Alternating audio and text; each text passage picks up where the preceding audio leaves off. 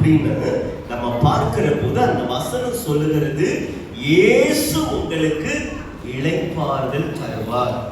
இல்லைன்னு சொன்னா இயேசு உங்களுக்கு நன்மையை தருவார், ஆசீர்வாதத்தை தருவார், சமாதானத்தை தருவார், சுகத்தை தருவார். சரியா? இப்படி நம்ம நிறைய காரியங்களை சொல்லிட்டு போலாம்.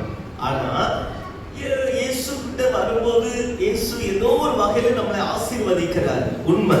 ஆனா நம்ம திரும்ப போகும்போது மறுபடியும் என்ன ஆயிடுறோம், நம்ம அதே கவலை, அதே குழப்பம், அதே பிரச்சனையோட நம்ம போகிற மாதிரி ஆயிடுது இல்லையா? இங்க வர்றோம், பாட்டெல்லாம் பாடுறாங்க, சாட்சியெல்லாம் சொல்றாங்க, ரொம்ப நல்லா இருக்கு, நல்ல பீஸ்ஃபுல்லா இருக்கு, சந்தோஷமா இருக்கு. ஆனா இங்க விட்டு நம்ம வெளியே போன உடனே மறுபடியும் அதே பயம், மறுபடியும் அதே குழப்பம், மறுபடியும் அதே எரிச்சல், அதே வெறுப்பு, ஏண்டா வீட்டுக்கு போறோம் அப்படின்ற ஒரு நினைப்பு இப்படி வந்துடுறோம். அப்ப என்ன பிரச்சனை அப்படின்னு சொன்னா, நம்ம இயேசு அழைக்கிற போது வருகிற விதமா நம்ம இயேசுவண்டை வரல அப்படின்னு சொல்லி அர்த்தம். சரியா? இப்போ அதே உதாரணத்துக்கு போவோம்.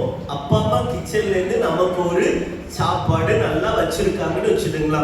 நீங்க ஏற்கனவே ஒரு பிரியாணி சாப்பிட்டுட்டு இருக்கீங்க அப்படின்னு சொன்னா அங்க போய் சாப்பிட முடியுமா? முடியாது. அம்மா வேண்டாமா அப்படின்னு சொல்றோம். காரணம் என்ன? நம்முடைய வயிறு ஆல்ரெடி என்ன இருக்கு, ஃபுல்லா இருக்குது.